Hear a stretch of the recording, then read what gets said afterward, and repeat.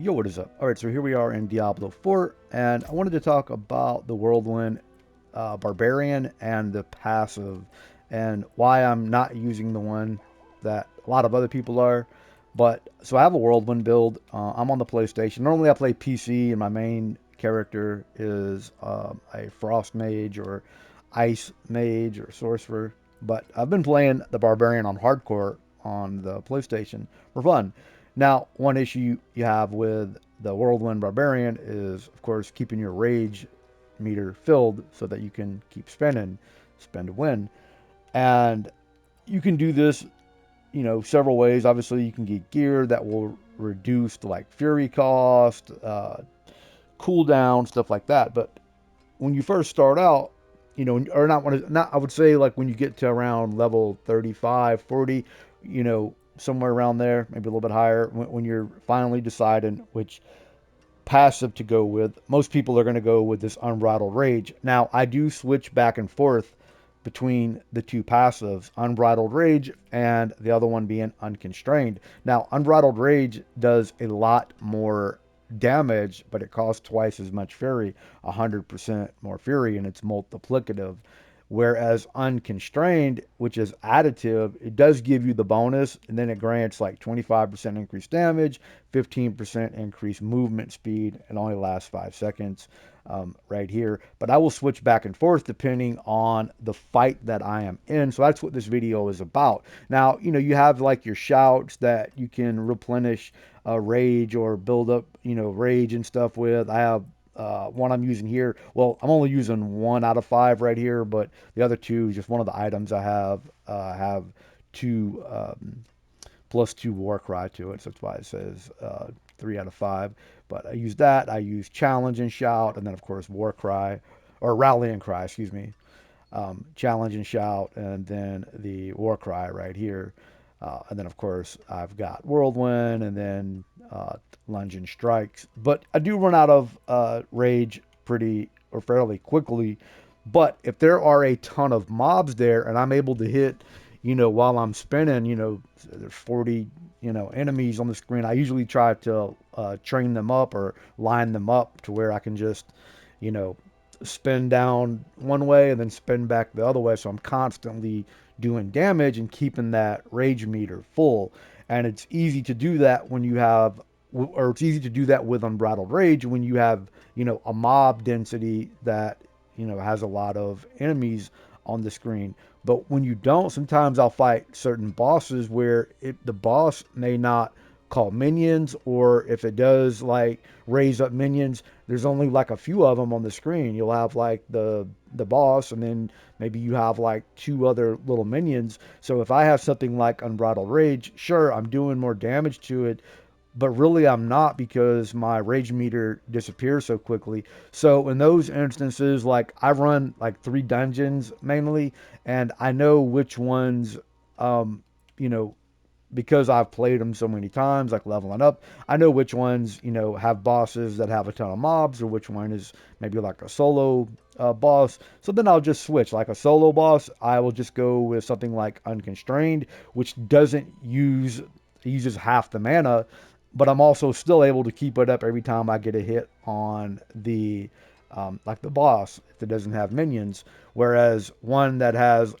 or just say like I'm clearing a dungeon out with a ton of minions, and then I get to the boss and it's like a single boss, I'll just switch. Like if I have a ton of minions throughout the dungeon, I'll use Unbridled Rage, and then when I get to the boss that I know it's going to be a single target, I'll switch to Unconstrained, and it doesn't cost that much. It's, it is a little more expensive the higher I level up. It was down to like, uh, you know, 700 or something, like when I was level 40, and then now I'm like 52 or 53, and it's like up to 2100. So it's not that big of a deal to switch back and forth between them. Now, I am using this in the capstone dungeon.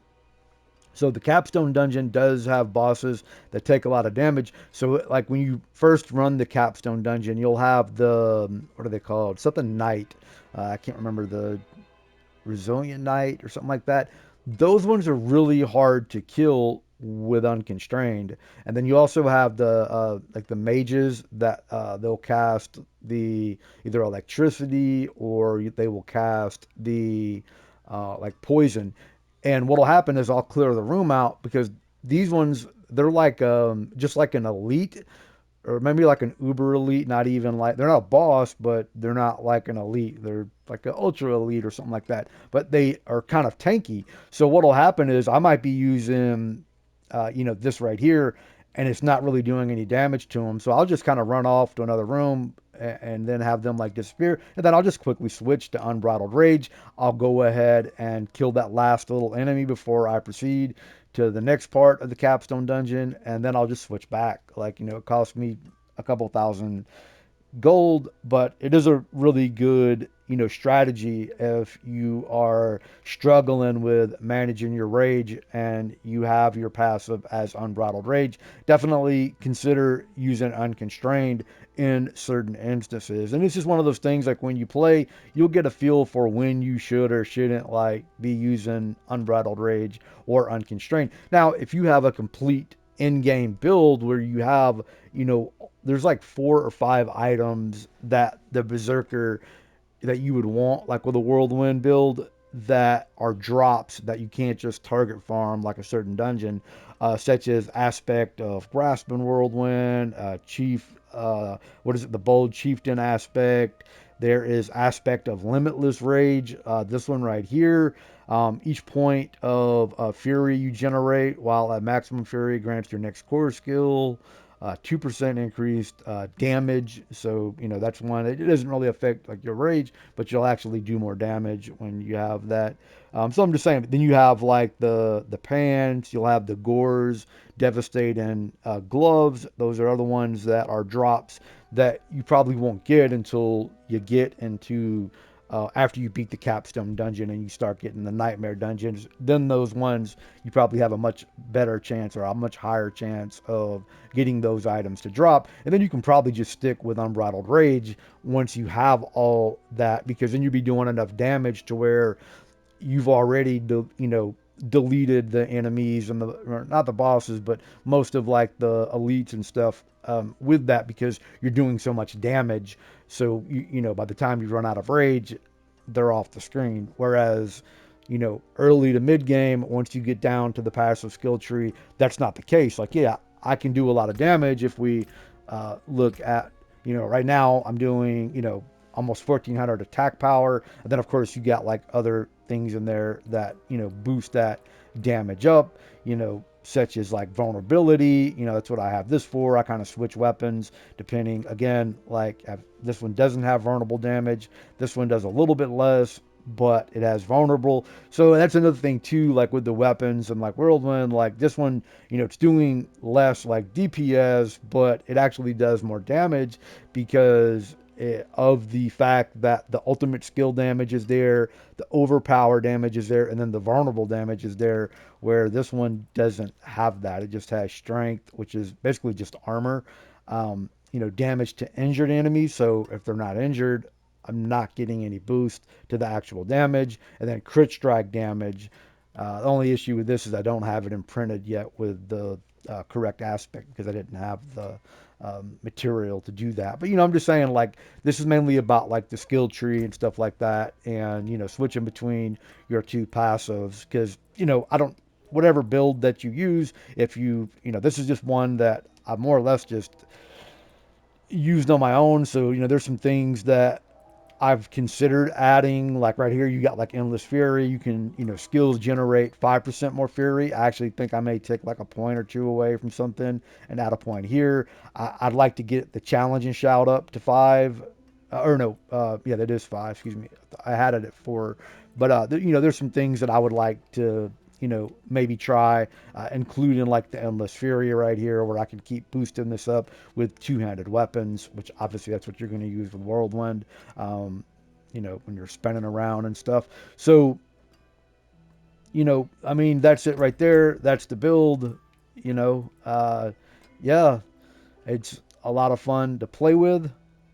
And just look at those two passives if you are building a character, or a barbarian using Whirlwind, which I don't even think it's probably the best ability right now. I would say like the what is it, Hammer of the Ancient, the Hoda.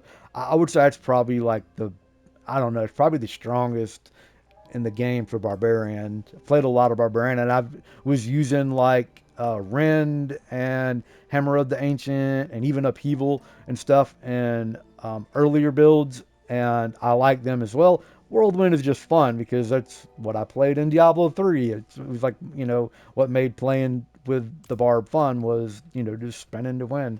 But, Whirlwind is not as good in Diablo 4 as it was in Diablo 3, or at least from what I remember, it just doesn't feel as strong to me. But again, that's because I'm not at the end game and I don't have all the gear that I want. I don't have, all my armor and weaponry isn't set to what I want, like with vulnerable and crit damage and etc. The things that I would like to have you know, as many pieces of my gear as possible. I don't have like the perfect build yet, so it doesn't feel as strong to me because I'm missing a lot of, several of the aspects and then gear that I want in order to, increase the, you know, damage output of the Whirlwind Barbarian.